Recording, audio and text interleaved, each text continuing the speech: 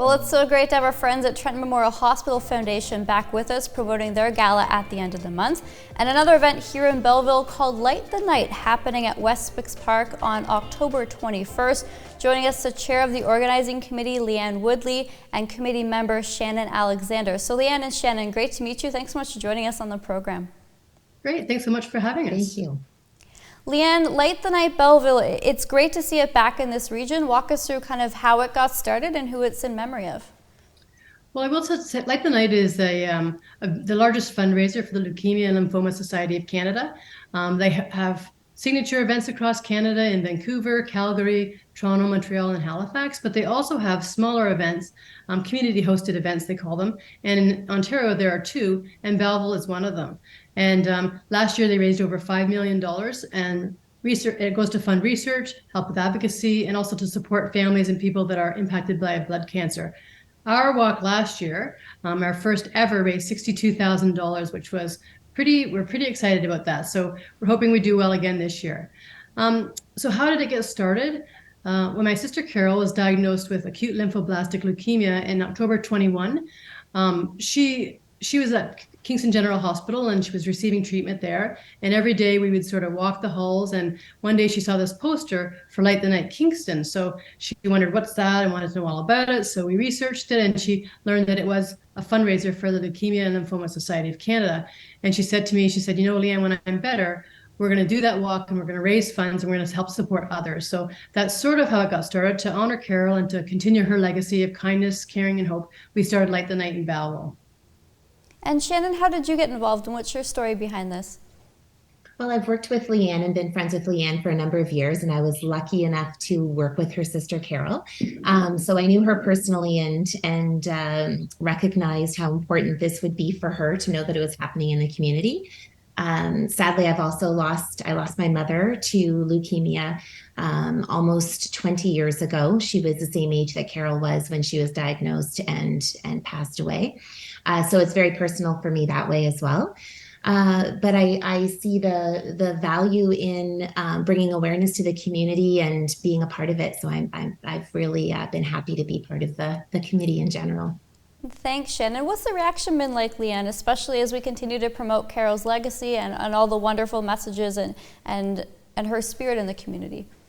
Well, last year we were so surprised because I think we had about 100 people that registered for the event. So we were down there with all of our lanterns and everything for people. And I would say probably about 350 people arrived at the Lions Pavilion for the event. And it was just such a great feeling. And we had people that were there that were, you know, they'd been to Toronto years previous to be there for their grandparent or their mom or their daughter. And they were so glad that we had an event here in Belleville that they could come in and participate here and be part of that. And I think just having so many people there really brought a lot of hope just to people to know that their community is supporting them and that, you know, we're here, you know, and to be able to be part of that was a really good feeling, I think. So Light the Night Belleville happening this year, October 21st. Leanne, how does the night kind of shape up and what time does it start?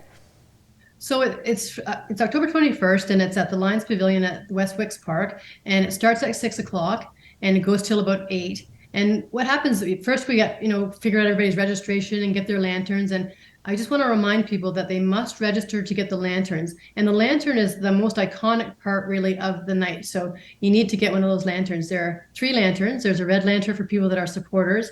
There's a white lantern for survivors. And then there's a gold lantern for people that have lost a loved one to a blood cancer. And so we all get these lanterns. Also, everybody that raises $100 will get a free t-shirt, and the survivors also will get a t-shirt. So the night, there are some opening ceremonies, and then there are some speeches. So we'll have a survivor speak. This year, our speaker is Jackie Rowe, who is a teacher from Napanee. She currently is doing a lot of artwork, which is unbelievably amazing, and she is a survivor, so she'll be our speaker for that. We'll also have somebody that has been a supporter, and of course I'll speak about Carol, and there might be another person as well talking about a lost loved one, and just talking about their memory. So, but it might sound like it would be a sad event, but it really is uplifting and hopeful. I think it's a really a very nice night. And then we'll probably have hope to have a doctor speak about, you know, the research and why it's so important. We continue to raise funds, and also We'll also have a little walk at the end, and it's not a long walk, so people have to know it's like, they don't even need to walk, but if they wish to walk, it's only about a little kilometer walk. But it's very cool to see the lanterns all walking around in the dark at West Wicks Park. It's quite a cool image. It really is, yeah.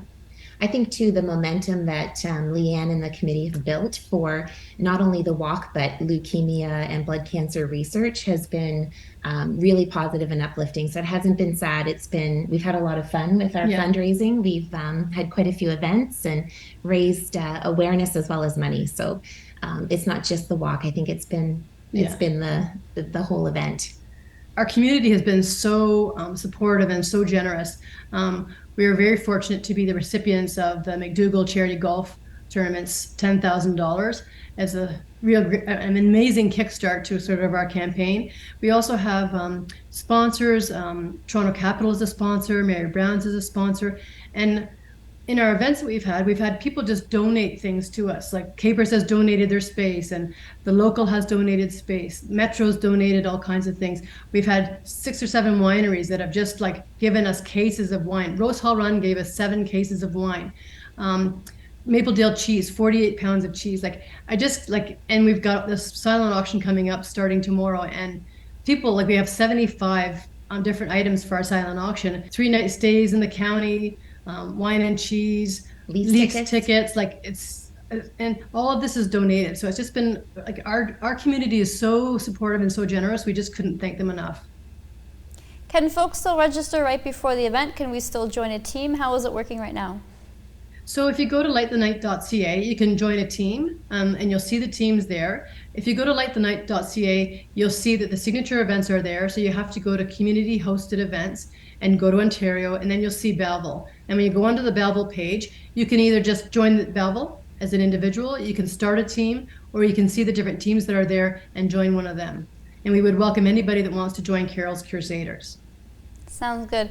And Lianne, finally, blood cancers and cancer in general affects so many of us these days, especially as we continue to see hopefully more research. But one thing is kind of blood donations. Walk us through kind of what you and your family experienced.